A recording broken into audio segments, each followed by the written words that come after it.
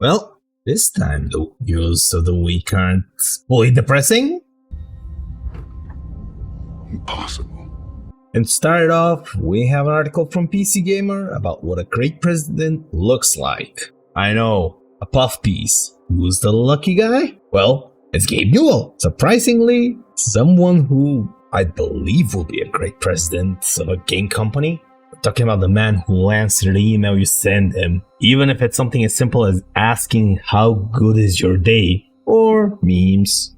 That article further covers how PC Gamer's Ted Litchfield and former Valve Chief of Marketing Office Monica Harrington were chatting at GDC, where she mentioned that she appreciated the way Gabe nurtured team talent, even mentioned that he likes being a part of the team. Lastly, the article further mentioned how Gabe has an eye for talent, and the major reason why Valve succeeded is because he found the right people and took pleasure in his work. To be fair, I was half expecting this article to tear into Gabe, considering Team Fortress 2 has this on and off relationship with bots, but hey, that may be something to look into the future. Who knows? But it's not a week without Ubisoft being in the spotlight these days. I mean, going hand in hand with its latest creation, Assassin's Creed Shadow, and a new dance partner this time, in the form of Tencent.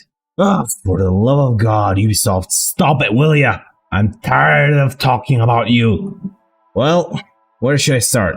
How about with its Twitter account stating it has 3 million players for the game? People can't help to ask, where are the sales numbers, Ubisoft? And to be fair, it's a important question to ask, considering you can play the game on Ubisoft Plus, and that's considerably cheaper than flat out buying the game. Now, with the lack of sales on display, people and outlets are trying to estimate how many copies the game sold on different platforms, and claims of 3 million players. Mind you, out of 9 million views on the tweet, you have 26,000 likes. I mean, with an estimation of 43.1 thousand players by VG Insights, 522,000 players by PlayTracker, and 531,000 by Gamalytic.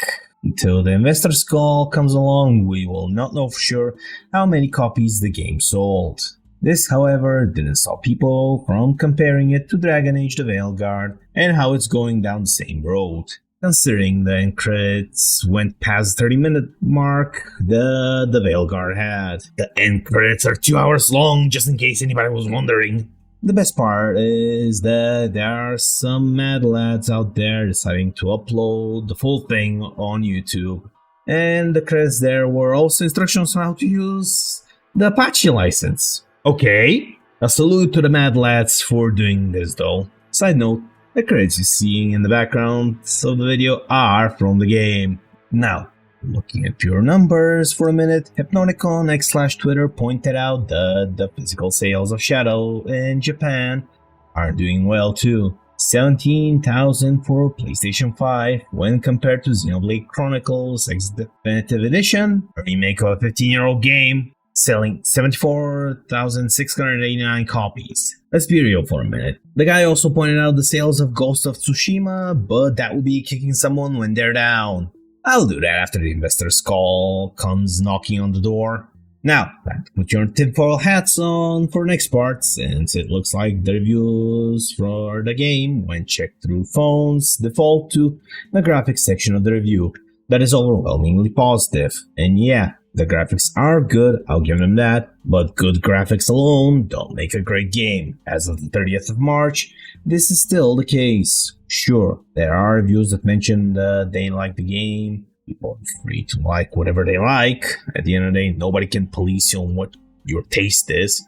But here we're talking about defaulting to a section of the reviews where a guaranteed victory is disingenuous no matter how you look at it. By victory, I mean positive reviews there, in case anybody was wondering. Social media was also in an uproar over the game again, this time with how historically inaccurate the female protagonist's underwear is. I mean, that's adding to the long lists of historic inaccuracies with the game Ubisoft claimed would be historically accurate. Oh boy. Ubisoft, you shouldn't have opened your damn mouth about being historically accurate. Now, we got this. Additionally, Grumps posted the sale numbers for Steam on Twitter, cited a difference of 27.5% of all-time peak players in favor of Veilguard. Veilguard had more concurrent players on Steam. Holy sh**. Grumps also later criticized Ubisoft for hiring Hassan Piker to promote the game, resulting in both Elon Musk and the Assassin's Creed X account to start a slapping war in the comments of the post after Musk voiced his displeasure of Hassan. To no one's surprise, TikTok users, not to be outdone by Twitter users, also decided it would be a smart idea to incite that they should organize a hit on Asmongold because of his take on the game. And to no one's surprise, anyone with a sane mind will wonder, what are these people on, think that the sane response would be to incite violence on someone? I think it's stupid. I think they're on stupid and a lot of it. And sticking with people who are off their meds, the gamer is back at it again with an article claiming that Shadows outperformed Valhalla. Oh boy, comparing a day one release on Steam to a 2-year delayed Steam release, numbers check out, right? Good thing that there are other people that can provide information of day one to day one releases. Tom Henderson on X/Twitter brought information out with alleged Ubisoft sources. Valhalla had a day one player number of 2.5 million. There was also an old article on Push Square and a tweet from the official Assassin's Creed account that the number is 20 million players. Not to be outdone by the lack of information, a PC Gamer journalist tried to glaze Ubisoft and the game by saying the same thing as the Gamer article. It's like these people are allergic to information. The journalist also went for the racism card and picked the low-hanging fruit of The Last Samurai that Tom Cruise was in, despite the movie being told from the perspective of a bystander. But hey, anything to prove their view is the right one. All of that to get their narrative to stick.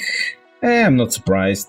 Looking at it, one had a controversy that was never a thing, and the other one is in the crosshairs of the Japanese government. You do the math. Top it off, the Japanese retailer Big Camera stopped selling the game. Now, PC Gamer isn't the only outlet trying to prop up Ubisoft. The Wall Street Journal decided to jump in the ring with an article claiming that Ubisoft stocks surge after a quote-unquote strong start for Shadows. I mean, I'm not a stocks expert, and this is not financial advice in any way, shape, or form, but when looking at the numbers, especially when they pinpoint between 12 and 14 euros per stock, it's not what you call a surge, considering the year's ranges between 9 to 23 euros according to Google Finance. But hey, data.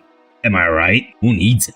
Other outlets also started throwing out articles that tried to paint the game in a better light. Video Game Chronicles claiming that only 27% of the player count is for PC. SteamDB said, we have a 3-to-1 ratio in favor for PC compared to PlayStation Network. Heck of that, what you will. IGN also went on the defense with an article saying that Shadows shouldn't be compared to Valhalla. At the same time, the article only stated the obviously enormous pressure on Shadows from the fans. I mean, everybody and their mother wanted a good Assassin's Creed game in Japan, so no surprise there. And of course, they didn't elaborate why it shouldn't be compared.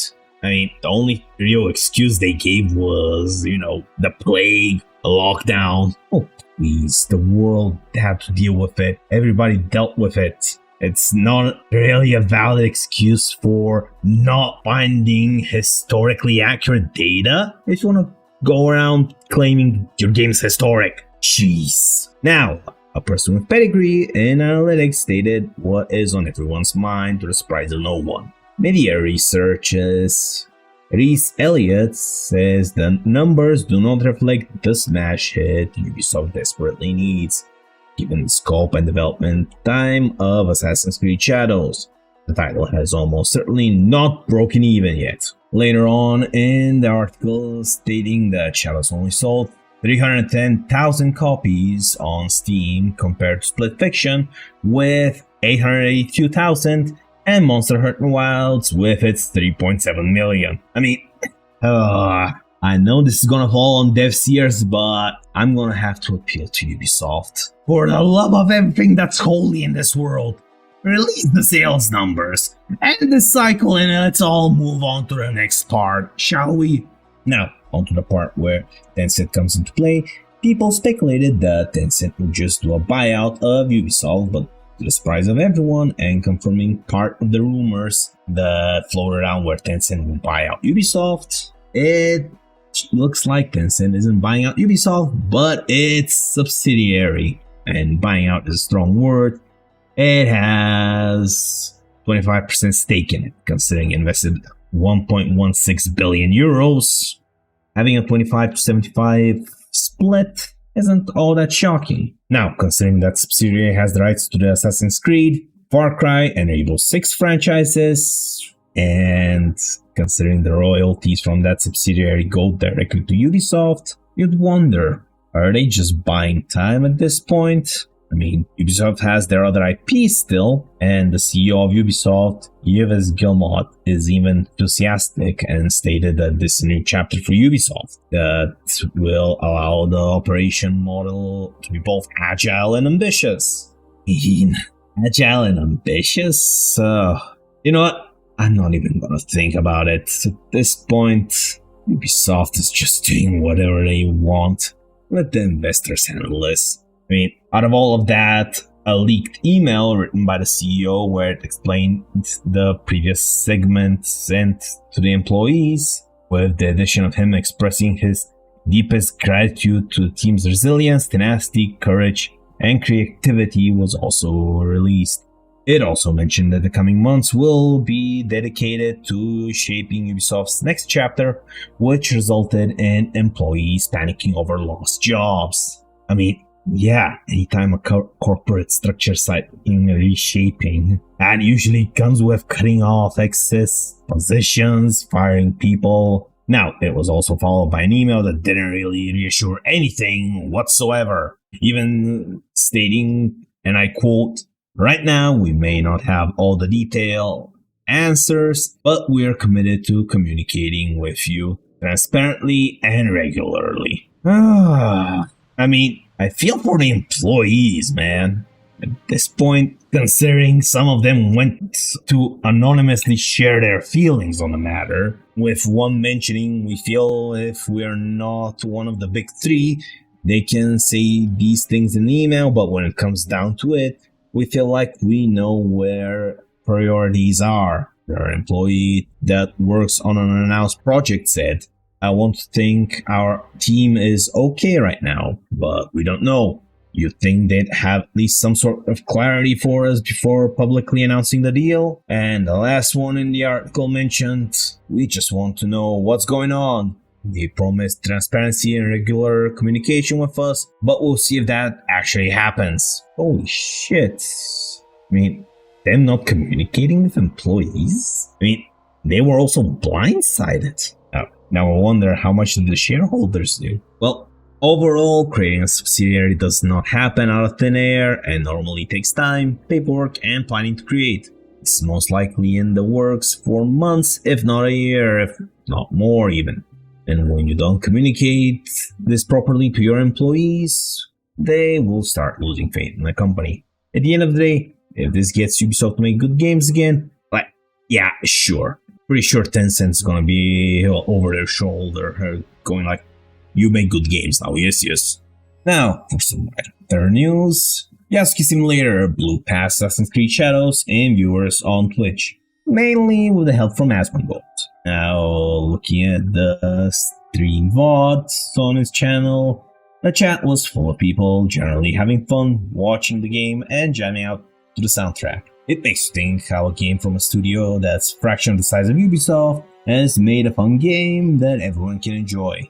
Now, you have to acknowledge this game can be beaten roughly an hour and a half to 2 hours, if you're unlucky that is, but for a small game to surpass something made from a AAA development team, on Twitch specifically, speaks volumes about the game. Side note, soundtrack's good. It's on YouTube. Look it up. And that's not the only indie game that blew past shadows this week, as one more steps into the ring, specifically with both Twitch and Steam statistics. 319,000 all-time players peak with 67.8 thousand views. Schedule 1 destroyed Shadows on Steam. Since Queso and XQC played the game, the stats check out. And since this is basically Breaking Bad the video game, its popularity was not a surprise. Especially since it's early access. The kicker is that so far there are no reviews on Metacritic. Sure, there are plans to review the game, but with the first Berserker Kazan, more on that to follow, and Marvel Rivals having a low number of critic reviews on the site, this doesn't inspire any confidence in the game getting a fair treatment. Speaking of getting a fair treatment, first Berserker Kazan is not being reviewed by critics. I know, right? A good-looking game, feeling good to play. You'd think it is gonna have a lot of reviews. But no, considering the game has 26 reviews from critics on Metacritic, while other popular games have between 80 to 90, Dr. Disaster, a YouTuber, speculates that the lack of reviews is because the game has appealing characters. I mean, at this point, if that's the case, I wouldn't be surprised, really. Now, this one's been a long time coming. The European Union is finally taking action against harmful practices in video games. CPC launched an enforcement action against Star Stable Entertainment, which led to them making guidelines to promote transparency and fairness in the online gaming industry. These guidelines make it so you can't directly advertise to children or shove anything in their faces to incentivize the parents to buy premium items. Side note, Star Stable is known for having predatory microtransactions. Time-limited offers that some games utilize in order to get consumers to impulse buy, however, this should not affect time-limited skins or events. A lack of clear and transparent information, in other words, you have to disclose if you purchase needs another purchase in order to obtain more functions.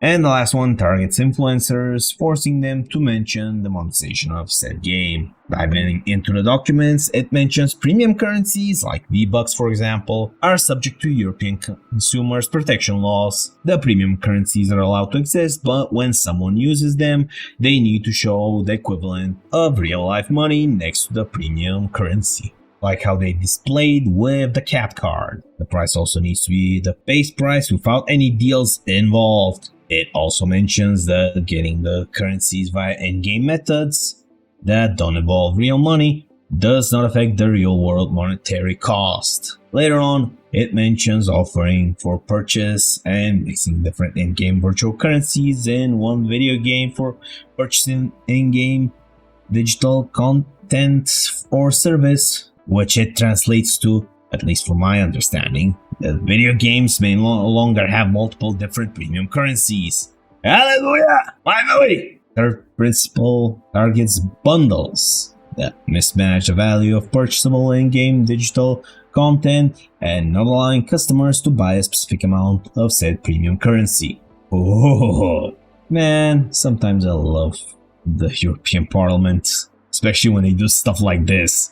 Gacha games are so going to have a EU version only at this rate. Let's be real. They're gonna just do a EU version. They're not gonna roll this out across the world. Others are more miscellaneous, like giving full details, allowing people to refund their purchases if they don't like it. Clear wording. The games should not be designed to exploit players for money. And lastly, the game should have functioning parental control if the game is made for a younger audience. But if the console, like the Switch, has such a system, the game is allowed to use it. Now the question is if the EU will go after other games with premium currencies or not. Oh, please do, please do, please do, please do. Well, I personally hope this puts an end to the premium currencies in games, but hey, that's just me. Moving on, Dragon Age the Veilguard is back in the spotlights yet again. Veilguard is getting a free weapon DLC. The catch is, you have to buy the game before the 8th of April. IGN said fans gathered in shock after the RPG's Steam page was updated with said DLC. I mean, I would be shocked too if I see a free DLC that had an expiration date. Also, why does this DLC sound suspiciously like a premium battle pass for a free-to-play game? Of course, this wouldn't be a story about a game that flopped without our resident guest star, Reddit, or specifically the Veilguard subreddit. Decided to come to the party this time, bringing with it a civil war. A user on the site made a post about how much fun they had with the game, despite never playing another Dragon Age game before. They kept on glazing the game, but the moment they mentioned how they aren't a fan of the woke agenda and don't like Tash, the post blew up faster than a German painter's dream of going on a winter vacation. One poster claims it's manufactured outrage, while another just straight up said, usual right-wing propaganda against good games. Oh, brother. If it was a good game, it would have had more DLC than the free one they announced. Even calling that DLC is a stretch. The OP got battered so badly that 2 edits of the original post were made. The first one to clarify that they dislike Tash because it's a badly written character, and the second one is that they don't have anything against LGBTQ people. Oh boy. Now if only the Veilguard subreddit didn't make a mountain out of a molehill, that would be great. And to wrap things up with Veilguard, it's now on Game Pass, alongside screener and journalists saying their excitement building up around it. I kinda failed to see the excitement, but hey, you never know, I might be blind. Their journalists went as far as calling it a big win, and that it will be a huge reason for players to keep their subscription. I think this guy's cooked. Considering the game has free DLC that no one noticed, you're expecting this to be a reason to keep your Game Pass subscription? Oh, brother, this guy's nuts. Speaking of nuts, Australia banned Silent Hill F. The reason for the ban was cited as the game being deemed beyond the standard for an 18+ game. Oh, Australia. You never change now, do you? Well, good news for gamers in Australia, however. On the 25th of March, the game got unbanned, with a number of banger games like South Park's Stick of Truth and Hotline Miami 2 being among the list of games being banned. I think Australia has no idea what an 18+ rating entails. Side note, list of banned video games in Australia in the comments. Have a fun reading through them. Moving on, Kim Belair. Sweet Baby Inc. fame thinks that AI should prioritize empathy and inclusion instead of profit. I think she wants Skynet a little bit too much. I mean, her games keep on flopping, so the AI has all that it needs to make a conclusion. At the end of the day, what makes more money?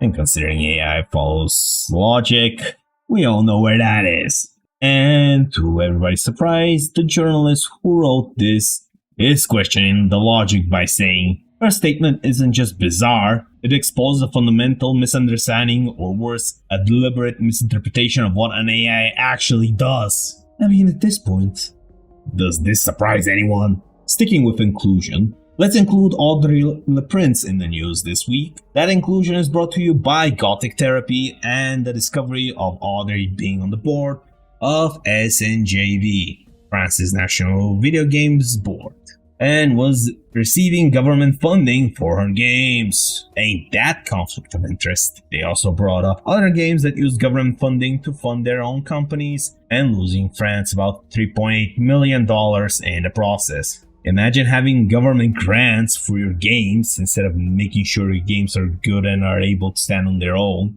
And somehow your game still failed. Wow.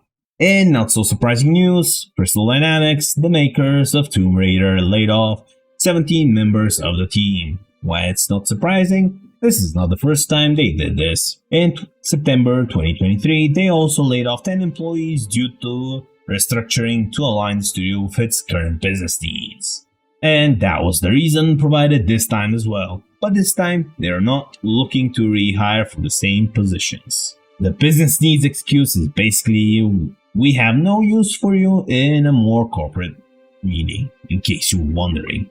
Last week, Masahiro Sakurai, the maker of Super Mario Bros., spoke out against the trend of abandoning your audience, and he isn't the only one who thinks that way. The former Devil May Cry and Dragon's Dogma producer, Hiroyuki Kobayashi, spoke in a recent interview with Famitsu about the same thing, even sharing some insight, and I quote, "In the past, we used to start work on a game with just the vague idea of this seems interesting. If we had experienced developers working on it, we'd be able to make it a success somehow. But now, it's no longer possible to sell a game because it's fun. You have to do proper marketing in advance and analyze the target audience you're trying to appeal to. We are now in an age where you will not be accepted if you don't clearly define your target." Well, who would have thought? Now imagine thinking that if you piss off your existing audience, you will make a big... Well, the wallets are talking out loud now. Now, speaking of talking, a challenger enters the sim space, Enzoi, a sim competitor made by Enzoi Studio, and it's not liked by game journalists. Why? No, seriously, a genuine question. It actually builds on the Sims formula. And sure, it's not top-down, but what?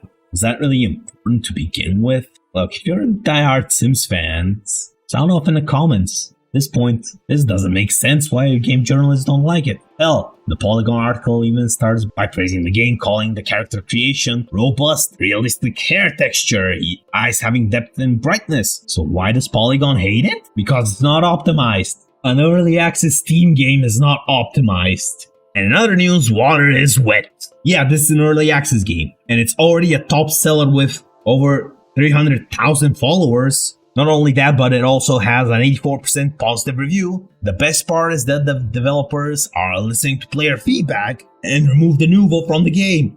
Holy shit, I think I'm in love with a developer. Top it off, they will also add mod spots later on.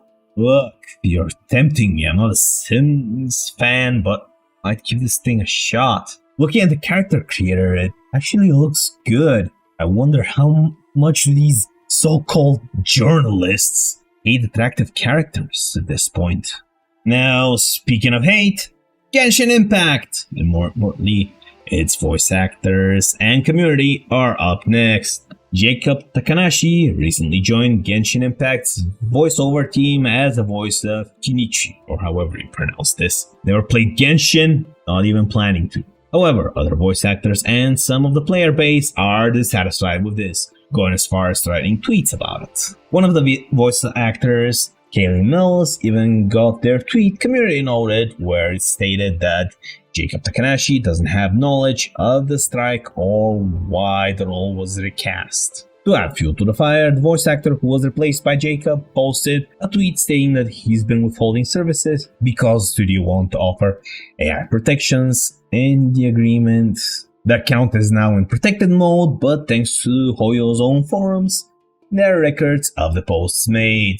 And yet again, we left out the Genshin Impact subreddit also has a post talking about how Chekwin's voice actor attacked Kinichi's new voice actor. What are these names, for the love of God? He also got called out in the replies, reminding people she supported Moses' old voice actor, who is apparently a sexual abuser. I think I'm getting a headache just by reading this. There is so much that a Redditor compiled some of the responses, and this has gotten so bad that Jacob Takanashi got death threats from people. I mean, this is the Genshin community. That was bound to happen at some point in this shit show. There's also a Reddit post showing details that the voice actors are not talking about, with even a Twitter post that is mentioned having a community note where it explains how limited Hoyo is when working with non-union voice actors. Alright, back up.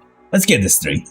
People are pissed because a union in the US is on a strike, and a voice actor from Japan is getting flack because a Chinese company decided to hire a different VA than the original. I'm starting to question the sanity of some people here. Well, we started with Steam, and we end with Steam. A while back, Steam was used to upload a malware called Piratefy, and now another game was uploaded to Steam. However, this time, a Redditor discovered that a quote-unquote game uploaded to the Steam client called Sniper Phantom's Resolution would lead players to a website where you can download a quote-unquote free demo, and the domain for the site was registered a week ago. Why would you need to go to a third-party site to download the demo? Well, it's malware. Plain and simple. Steam has a robust demo part where you can upload demos of the game, so there's no need to lead to third-party websites. Now, another editor did some digging and discovered that it creates a startup task in the form of update.link, which just links back to Windows Defender smartscreen.exe, which will allow it to execute malicious payload on the infected PCs. They also added that it's info stealer and suggested people to remove created files and change passwords for every account if they come into contact with it. The good news is that if you check SteamDB, it will show that the product is no longer available on Steam, so more people won't be fooled by it. And hopefully, the affected people were able to secure their logins and computers before any damage was done. Surprisingly, this week wasn't so bad. Well, you guys know the drill. Like it if you like it, dislike it if you dislike it, and I'll see you later.